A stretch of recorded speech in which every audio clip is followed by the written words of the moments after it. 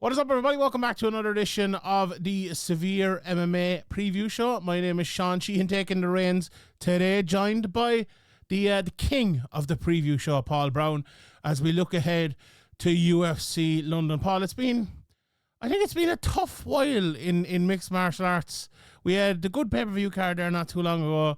The card a couple of weeks ago with all the finishes wasn't bad, but on paper it's been a bit of a trial, I think, for everyone as an MMA fan over the last while. Now, we can be a bit greedy at times, but this weekend is anything but that, isn't it? It's a great card.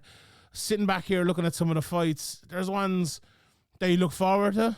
There's ones that you haven't a clue what's going to happen. There's prospects that you're looking at it saying, are they going to have improved an awful lot? There's, I suppose, legends and former champions that you're saying, do they still have it? Are they still holding on? Which is exactly, I suppose, what we want in these sort of cards, Paul. Are you looking forward to it as much as I am, or am I being overly positive here? Without a doubt, yeah. I mean, you can look right through the card, like you said, and there's plenty of questions that need to be answered. Whereas the cards we've had over the last few weeks, for me especially, I have to sit down and write previews for these cards, and you have to do content for them as well. You're kind of searching for something, some sort of a hook with some of them, because there's just a lot of nothing on them. I think it was Ian referred to them in the podcast the weekend as a bit of a nothing burger. Yeah. Or it was one of the fights. Yeah. So that's a good term for some of those cards. I mean, they can be hard work to find the things to get excited about in them in the lead up to them. But this weekend, I mean, for you and me who are long-term Cage Warriors aficionados, there's a hell of a lot of interest there. There's a couple of Irish fighters, and like you said, a couple of former champions who have big tests in front of them this weekend. Let's start with the main event. Let's get straight into it. Leon Edwards versus Sean Brady. And I was on with Blake Harrison the other day. I had him over my Sherdog show, and he made a great point that I hadn't really thought of. He's like, for us sitting at home, like, oh, it's Jack Della Maddalena and now it's Sean Brady. Really not. Kind of same thing, kind of, just throw them in. But I think for the people in attendance and maybe like the excitement for the main event itself, like this is gone from one where maybe if the wrestling was the winner of the fight, it'd be Edwards winning it against Jack Della Maddalena, to now if like it turns into a WrestleFest, it could be Sean Brady wrestling Edwards. Now, it could go either way, but go with me here for a second. And I thought that was a great point that he made. Like, that the change is actually way bigger than we thought in terms of for the fans and in terms of the possible excitement of the card. I want to throw it straight to you, Paul, and maybe we can have a quick discussion. How big of a change do you think it is for Leon Edwards? Because it's very easy for us to say, pluck number 4 out, put in number 5, very similar fighters, job done. But for Leon Edwards, do you think it is a big change, or do you think it's not? It may well be, because, I mean, for all we know, that he may have come out with or may have been planning to come out with the intention to be the hammer in those exchanges and bring his wrestling pressure to Della Maddalena. Like, Della Maddalena is an excellent boxer, but we don't see him rely on his wrestling a hell of a lot. We'll see Sean Brady utilize it a bit more. And by all accounts, I mean, I was reading some quotes by Sean Brady today, and he's talking about it himself. By all accounts, he's one of those guys that when you kind of clinch up with him, you feel, oh, this guy's, he's built different to a lot of other guys. So it may sort of shift the dynamic a little bit. As far as striking terms, Brady and Della Maddalena don't do a hell of a lot of things differently to each other. Although I think Della Maddalena has just kind of cleaner, quicker, sharper hands, better combinations. But it may just change things in the head for Leon Edwards, which he might not be too pleased about. Fighters can sometimes get a bit thrown when things change around at the last minute, but sure, we'll see. Where do you think Leon is right now? Because I've been chatting about it now a couple of times, and you look at some of the stats. He's only lost, one fight to the champion at the moment. He's only 33 years of age, and like his birthday's in August, so he's 33 for another while even. But like sometimes there's a tendency with fighters like this when they, reach the mountaintop and then, they're there for a while and then they lose it. It feels sometimes like, oh, well, that's the end of them now type of thing. I don't know if that's the case with Leon Edwards, though, because I think what Leon Edwards was built on, and this was a criticism at a time, but it actually might be a good thing, a plus point for him right now, is that like his style is very kind of straight down the middle, technical. There isn't much that goes wrong with it. Sometimes a style is like, if it goes well, it goes very well. If it goes badly, it goes very, very badly. But Leon Edwards is not kind of like that. And if you can kind of get back into that rhythm, again, it should be, he should be able to do what he did before again. But MMA doesn't always work out like that. Where do you think Leon is right now at this stage of his career? Is there signs that maybe it could be the beginning of the end, or do you expect him maybe to bounce back, even if it isn't this one, maybe over the next year or so? This is a massive crossroads for him. I mean, he's coming out this week, and listen, I don't think anyone's going to argue against what his coach, wasn't it, Dave Lavelle, came out and said, but basically, the whole fighting at 5 a.m. thing kind of affected him. Clearly, it did. He just did not perform anywhere close to how he had been performing in the run up to that. I think it was a 13-fight unbeaten streak, and that was the second longest winning streak or unbeaten streak in the division after Kamaru Usman. So he was on fire in the lead up to that fight, and then just served up a dud of a performance against Belal, who we had seen him in there with Belal before, and we had seen him looking pretty good against Belal, and then he just didn't show up really. So they're saying now that like the words are coming out. Dave Lavelle, like I said, came out and kind of hinted at the sleep thing and just not being able to perform, and I don't think anyone's going to disagree. It's fair enough. But if he comes in there this weekend and fails to perform again, there's going to be big questions asked about his motivation, or can he actually find the drive to get back to the level he was at a year and a half, 2 years ago. It's a big crossroads for him. I don't know. We just don't know until this weekend. But this weekend should tell us a hell of a lot, really, about what Leon Edwards, where he stands in the division going forward. I agree. It's one of those ones that we won't know until maybe not even Saturday night and Sunday morning on reflection again, where Leon Edwards is at this stage of his career. But for Sean Brady, there's none of those questions. He has not reached that position yet. He got taken down by Belal before he reached that back in 2022. He's bounced back with wins over Gaslam and Burns, but at the same time, beating Gaslam in 23 and Burns in 24 is maybe not what it would have been to beat both of them 5 years earlier, with all due respect to both of them. So it's difficult, right? He's never beaten what I would class as a top level welterweight at the time. Now, again, no disrespect to Burns or anyone like that, but this would be by far the biggest win of his career if he was to get it. And there's, he very much might get it. Like, he's a stunning athlete, I think, as strong as an ox, as you mentioned. His hands are very fast. Maybe the footwork and the general movement around the cage isn't as fast maybe as some other people who maybe not as smooth, even let's say as Leon, as he moves around the cage. But he's going to be tough for anyone to deal with, and especially Leon Edwards. As like we were both kind of alluding to there, if there is something missing with Leon Edwards, Sean Brady is there to take it. I think it's a very interesting fight. Like when I think about this and think of how it'll go, I very much see a kickboxing match in this one, if I'm being honest. Like, I think both of them will, if given the opportunity, be happy enough to try to take the fight to the ground.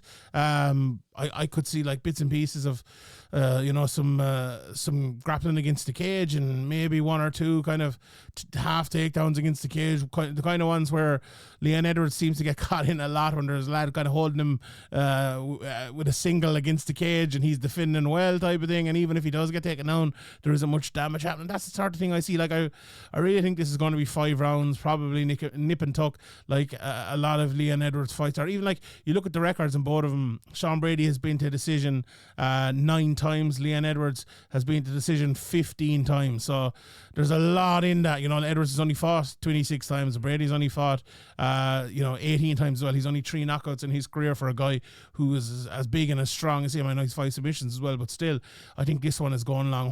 If you were to predict it, look at it. I think it's a relatively hard fight to predict because of where Leon Edwards is in his career in terms of who will win or who will lose. How do you think it'll go? Like, I think it's going to be nip and tuck all the way. Yeah, I think so. And like you said, if Leon comes in there and he's as good as he kind of ever has been, I think he's got more than enough to dispose of Brady this weekend. I think Brady's very good, but I don't think he's quite at the level of winning a UFC welterweight title, especially given the wealth of talent that's in that division, whereas we've seen Edwards do it recently and defend the belt as well. So I think if that Leon Edwards is in the cage, he's just going to be just that half level above what Brady brings to the table. Like you mentioned, things like footwork and things like that, but that's if if that's the big question this weekend. So I think it will be a lot closer. Brady is going to have seen how Bilal Muhammad went about his business at UFC 304, and that's going to be kind of, I think, helping him formulate his blueprint for this weekend's fight. So you'd expect that Leon Edwards is going to have worked a hell of a lot on managing distance and using things like that rear leg teep up the middle, weapons like that, just to keep his opponent at kicking range and trying to do his work from there. But lots of questions to be answered, but I think that's where the big battle will be. It'll be I don't think either fighter will be kind of going for it, like as in, or especially Edwards. I don't think Edwards is really going to be turning up the heat on his opponent. I think he's going to be wary of what happened to him last time out, and he's going to be just conscious of that. And it could result in a sort of a slightly hesitant performance. It might take him a little while to maybe get confident in there, that given that he's coming off a defeat. But like I said, hopefully he turns up and he's at his best, and he fires Brady out of there, because what that'll do is that'll really light up the welterweight title picture. We'll know that he's not gone away. He's still championship level Leon Edwards, and I would love to see that, because the matchups that are available then at the top of the division are just insane. I think with this start of matchup, like, I agree with you, but even if Brady was to win it, it'd probably do something similar, because he hasn't been there yet. And, Ian Gary's kind of waiting in the wings as well. I could very much see the winner of this fight, Ian Gary, whichever way it goes. So exciting to see which way it ends up being. Will it be Brady for America or Edwards for England? We shall wait and see. Let's talk about Jamaica, yeah. Never been English champion. Still never been an undisputed English champion in the UFC. By God. That's enough in England. Let's talk about Ireland. Let's talk about the two Irish fighters. Let's start with Shauna Bannon first of all. She's fighting Puya Tamur, who's 9-4. Watched a bit of Tamar. She's very, she's similar enough to Shauna, to be honest, in the way she fights. This kind of outside kicker, taekwondo artist. She fought over in one championship a while. I covered a lot of her fights. Listen, everyone good she fought, basically. She lost to them. She got destroyed by Stamp Fairtex in a round. Tiffany Taylor's a good fighter. Jihin Razwan, pretty good fighter as well. And they all beat her, all finished her inside the 2 rounds. And she did beat Bien Nguyen. She won her fight in her UFC debut, and she has won 5 in a row. So she is well able to fight. But speaking to Shauna, Shauna alluded to me a couple of weeks ago, and I spoke to her, that she'd have no harm, no question at all about going across the cage, taking her down. And I think that will be the big advantage, because as you'll be able to tell us, Paul, Shauna is well able to fight on the ground. She's not only won championships in her kicking disciplines and striking disciplines, she's won them more recently on the ground as well. And Paddy Houlihan is her head coach, has always been known as a fantastic grappler. So if Shauna comes in there looking for that, I think it's a way forward for her. But she's well able to kickbox her with her as well. Do you know what I think this is, Paul? I think it's a really good matchup for Shauna. I think it's a really good bit of matchmaking, because we must think as well, like, Shauna's still only very young in her career. She's only 6-1, only made her debut in 2022 and had 4 of those fights in 2022. So she's still a baby in the sport, and this is a good matchup. I'm looking forward to seeing this one. How do you think it'll go? Tell us a little bit about Shauna's ground game if people are unfamiliar with it, maybe.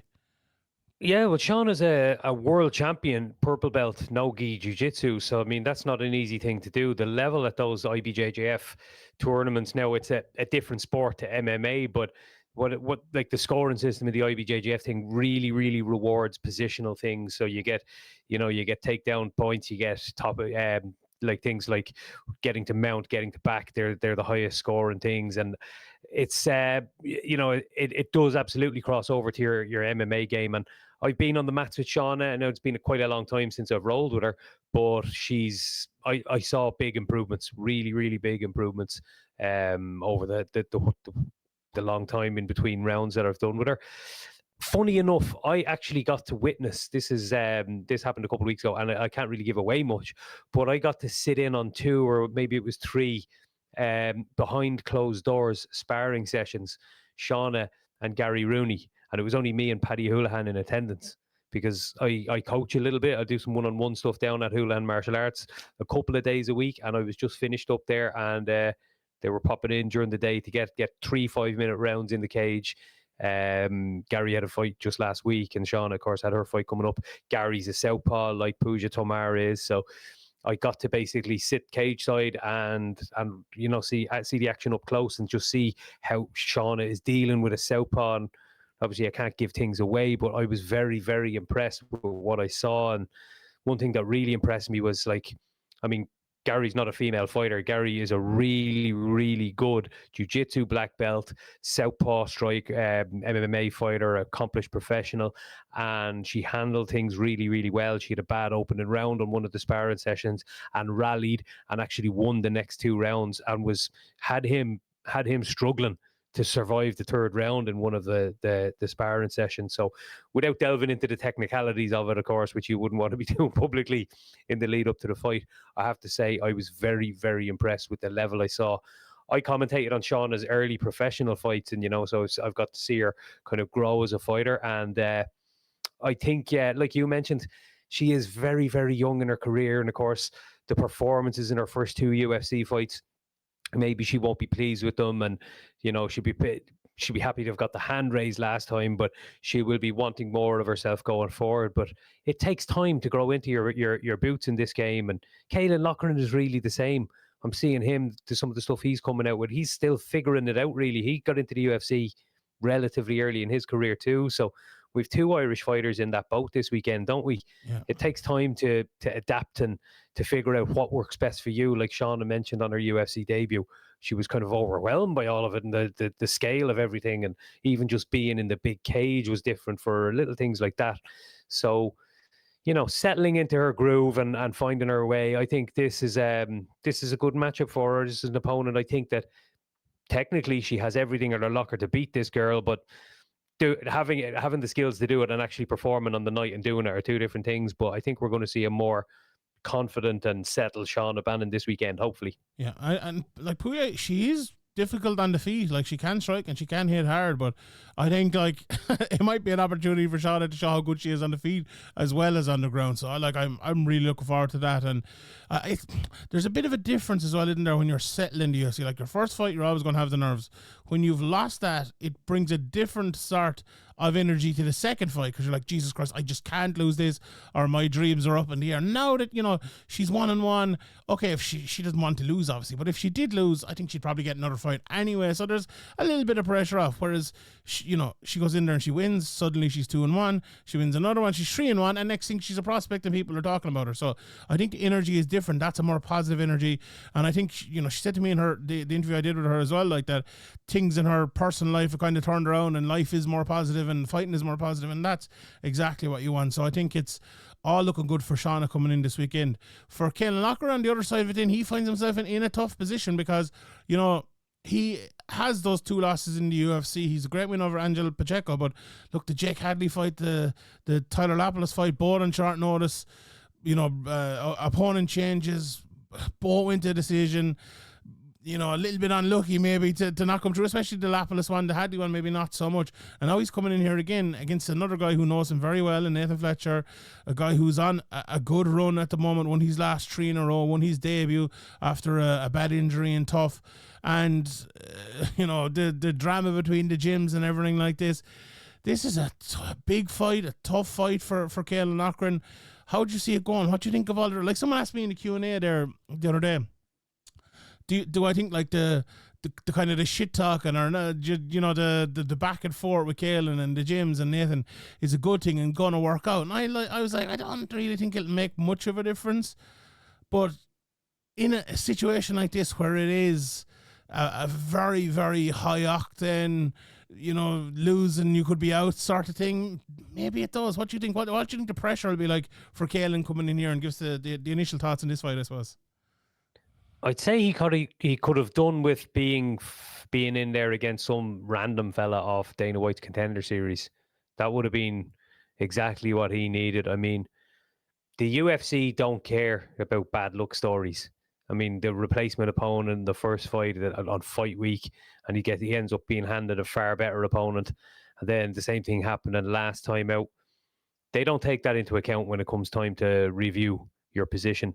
I mean, my teammate, Paul Redmond, he did the UFC a solid by taking a fight against Mirsad Bektic on 13 days' notice, cut 33 pounds, and missed weight by a pound or two. But I mean, almost died. I'd say you want to see the state of the lad in the gym trying to make that weight. And then the next day out, he's fighting at featherweight again, the first time he's ever had to make featherweight in his career, gets hit with one shot, goes down. And you're thinking, right, well, look, he did them a favor. He came in there on short notice. Maybe they won't cut him. They kicked him out, and they never asked for him back again. No matter how well he did outside the UFC, they do not give two shits about your sob story. So Caelan Loughran has had a bit of a bad run of luck with the opponents he's been given, or the replacement opponents he's been given, and then just being handed a guy here with this that just brings that extra pressure that he just really could have done without.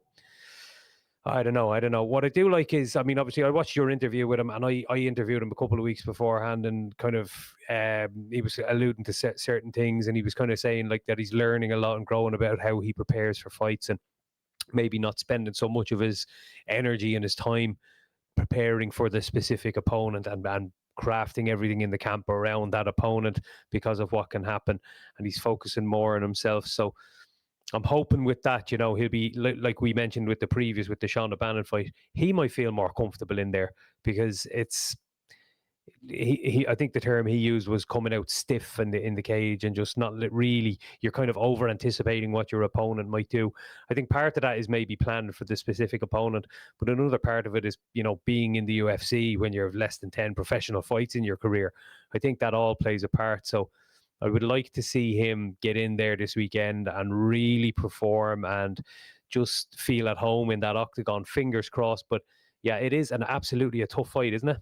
It is, yeah, 100%. Like Dennis Fletcher, look, we know all about him. He's devastating on the ground, good wrestling. Like, he's 7 submission wins, and he's 9 wins in his career today, and that tells you, I suppose, all you need to know. That gym as well, Next Gen, has just been popping recently. Obviously, Paddy preparing for his fight in a few weeks. Luke Riley just won there. Molly preparing for her fight on this card as well. So it's a massive time for the gym. And we've, obviously you could tell us, we've always heard from gyms like that, when there's a load of people in there, and when that buzz is going, it just brings a positive vibe to absolutely everybody. And Caelan maybe hasn't had that. As you said, he's been traveling. He was out at Extreme Couture training with Dan Ige and Manel Cape, and he's got some amazing training in. Like the levels of lads he's training with are off the charts altogether. So that works for some people. It doesn't work for others. Like look at Ian Gary, like being that kind of nomad moving around has worked excellently for him, like, and for other people it just doesn't work. And I feel like Caelan maybe is one of those lads that it does work for. He's always kind of been that way. But with that said, I think this is a very even fight. I really think it could kind of go either way. Like, Caelan is like, his wrestling is good. He's good at stopping lads like Nathan Fletcher. But like, how good is Nathan Fletcher, I suppose, is the question. Because if you're good enough, no one will fucking stop you. So, but like, I think what I'm looking forward to seeing here is that part of it, but how Caelan's striking is kind of adjusted. That kind of I've spoken about this many times, but like that kind of the middle of the cage, controlling, waiting type of style. I was always skeptical about it, but it worked so well. But I don't know, maybe my skepticism is back a little bit. Like at heavyweight or light heavyweight or middleweight, maybe that style can work, but at bantamweight, can that style really work? I don't know. So I wonder, has there been adjustments made to that? But we'll see. But it worked for him. I wouldn't tell him to give up on it either, but it's something to look forward to coming in here. What I would say is, if Caelan can get the control of this fight, I think he will win and can win, because he is really good when he gets in control of it. Now, you could say that for a lot of people, but a lot of people win round one, and then they lose 2 and 3. I think if Caelan wins the first round, I think he'll go on and maybe win all 3. You could say the same for Nathan, but it's a big fight for Caelan. I think whoever wins this fight, you will go on and say they're a top prospect after this, because it's a real tough matchup for both of them. So looking forward to seeing that one. Let's touch on another few fights on this card, Paul, because there's a lot of good stuff on it. I suppose the co-main event, Carlos Ulberg against Jan Blachowicz. We can just touch on it here maybe for a second and talk about some of the other prospects coming up as well. It's a real fight for the division, isn't it? The people the people want Ulberg to win this. They want him to be the next guy in line, I suppose. But Jan Blachowicz is no easy out. He's not on the best run, I suppose, at the moment, but hasn't fought really a whole lot. But when he does, he's a very good striker, a very good wrestler, as we saw, against Adesanya and others as well. And if a guy like Ulberg isn't it, he will show him up. Like, Ulberg has come some good wins, but like, what's the best win he has? Volkan Ozdemir, you could say. Like, I think Jan is obviously another level above that. But at the same time, he does look very, very, very, very good. Do you think it's going to be an Ulberg night, or do you think the old the gatekeeper is going to keep that gate shut for another while on the young up and comer? I'd love to see Blachowicz turn up and be at his best. I think it's been like 2 years out of the cage now.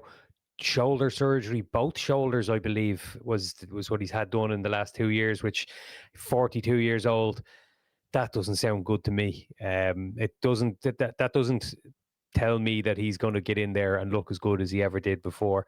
Ulberg, I read statistics today, I can't remember exactly what it is, but most significant strikes landed in the light heavyweight division on average per fight out of everybody. So he's a very, very, he's a solid striker, a lot of knockouts, but he lands a hell of a lot of strikes too, and he's really good on the inside too, that close range. I'm interested to see how those exchanges look in there, because that's where he's really strong, when he starts letting his boxing combinations go. And of course, Blachowicz has some of those best leg kicks in that range. So I would love to see who gets the best of that sort of little mini battle. But the big if for me is, what condition is Blachowicz going to be in after 2 years out? Yeah, very interesting. Gunny Nelson is back as well. Another guys were talking about being out. He's been out for 2 years as well. Hasn't fought since March 23. You'd almost forget Gunny Nelson's on a 2-fight winning streak here. He beat Brian Barberena and Takeshi Sato. He's got in there against Kevin Holland. A guy who blows hot and blows cold. Has been beaten in the first round of his last 2 fights in a row. Has only won 1 of his last 5. I don't know. Like, this is. I was talking a few weeks ago on the podcast, I think, with Ian, and I was talking about, like, when we're about to assess the GFL fights, it's going to be very hard, because all those lads have just been gone for so long. It's like, oh, who's going to win between fucking Hinton Brown and Uriah Faber? Like, who the fuck knows? This is a little bit like that one. Like, what's Gunny Nelson been doing? Has he been injured? Has he been having more kids? Has he just been, having fun out in Iceland? I don't know. Kevin Holland, what Kevin Holland's going to show up? Is he going to try to take Gunny Nelson down and get submitted? I don't know what's going to happen in this one. Have you any idea yourself? As far as I know, Gunny's just been flat to the mat coaching. Fun fact, the first ever event that I commentated alongside Gunny for 2 fights. So that was fun. It was a submission grappling thing, and a few people rotated in and out as co-commentator. You did commentary, yeah? Jeez, you haven't mentioned it. So Gunny sat in with me, and he had a few of his students kind of competing on the card. So he's got some really high-level grapplers on the professional grappling circuit. But I believe that's what he's been sort of focusing his time on. So he's had like two fights. One was 2 years ago. The other one was the year before that.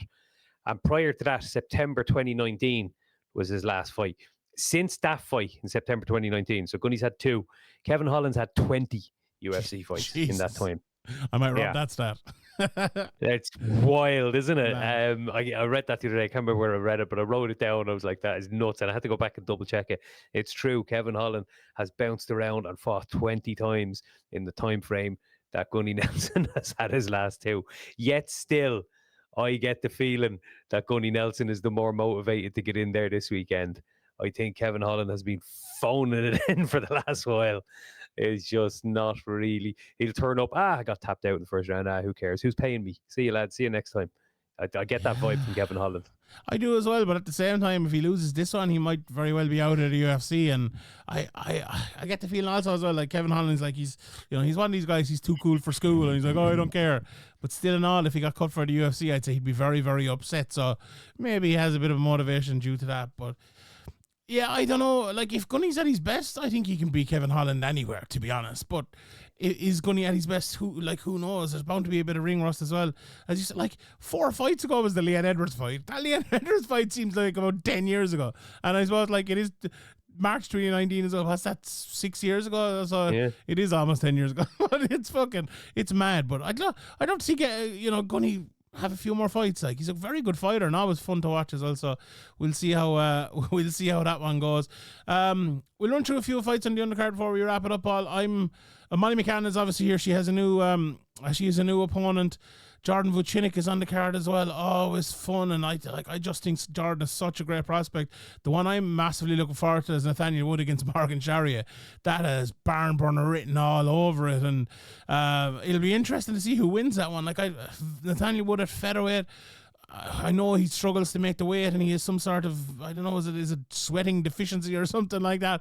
And Charrier is a big enough boy for the featherweight division. Sorry, I wonder how that'll go, but I think Nathaniel is such a good technical fighter. I think he could cause Morgan Charrier problems. But Lonnie Cavan on the card as well. Mick Parkin, what a big fight for him against Marcin Tybura. If he wins that, he could be looking at top 5 in that division. He's not too far away from it. So some Jai Herbert as well, but an interesting fight against the elbow assassin Chris Padilla. So some good fights there for the old the UK branch. What do you think? Which one stands out to you? Yeah, the Charrier one is an absolute belter. I believe that's opening up the main card as well. Yeah. Charrier, Nathaniel Wood. And Nathaniel Wood is, like you mentioned, he's up at featherweight, but I think his results have been relatively decent. He maybe has struggled at times, but I think he's 3-1 or 4-1 since moving up to featherweight. So he's been going all right, but Charrier is a big test at that weight. I mean, that little triumvirate where they had Charrier and Vucinic and Paul Hughes at the top of the Cage Warriors division 3-4 years ago. Those were phenomenal fights. And as for Jordan Vucinic, I mean, he's in there. Is it Chris Duncan he's in there against this weekend? Yeah, that's an interesting fight. Like, Vucinic is like a massive favourite for that, and I think he should be favourite, but Chris Duncan's no joke, is he? Yeah, absolutely. He's on a quietly putting together a decent little run since he came into the UFC. Bear in mind now, Vucinic came in and he did lose the UFC debut. Now, he looked good for the first half of the fight, but he took it on didn't he, a couple of days' notice, and he was up a weight class. So it kind of, and Kutate Ladze is fucking brilliant. I think that guy he's on this is card sensational. Well. Yeah, he's brilliant. I watched back his fight against Mateusz Gamrot, where I think was that his UFC debut. I remember watching that, being blown away by how good the two of them were in that fight. It was an excellent matchup, it's just from a technical viewpoint. So for Vucinic to come in and look good against them, even for a round or whatever it was, I was so impressed with that. But he'll know going into this one, you can't really afford to lose this one as good as you think you may be, or as good as you're hoping that you turn out to be in the UFC. You do have to get your win, so maybe it'll be a bit of a play it safe thing here. He might just try and grind out a victory just for the sake of it this weekend before really sort of settling into his groove further down the line. But just fights all over the card like that I'm just interested to see. There's not too many I'll be skipping past on Saturday. Yeah, I don't think there's any. Even you mentioned Gordon Kutateladze, he's opening up the card as well. He's always fun to watch. So yeah, there isn't. I don't think there's a single one that I'll be missing. And the one we just haven't mentioned is Christian Leroy Duncan against Andrea Puyolev. Don't know too much about his opponent, but it's a big fight for Christian Leroy Duncan. So he's a lad that I remember when he was in Cage Warriors, I was saying this guy at middleweight, he could be a champion in that division. He's so good, and the division is so light.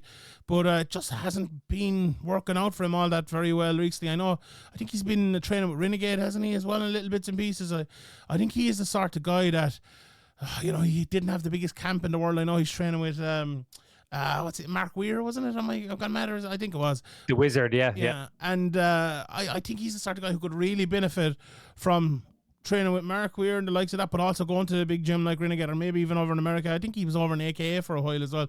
I think that sort of training could really benefit a guy like him. So looking forward to seeing where he is now. And I always mention Jai Herbert as well. Lonnie Kavanagh, we mentioned, but he's such a fantastic prospect. Good matchup, Felipe DeSantis as well. So UFC London this Saturday night, Cage Warriors as well on Friday. I have a preview with Brad Wharton over on Sherdog for that. The two Hardwick brothers on that card, and much more as well. A fantastic card for Cage Warriors as well. And that is it from us, Paul. Thank you very much for joining me. Thank you to everybody for tuning in. If you're watching on YouTube, the audio version of this podcast is up on Patreon, patreon.com/SevereMMA podcast. You can sign up for there for $5 a month, and you get early access to all of this stuff, and early access to the big Severe MMA podcast and the Q&A every week as well. So lots of good stuff over there. But for now, for me, for Paul, enjoy the fights this weekend, and we'll see you all next time.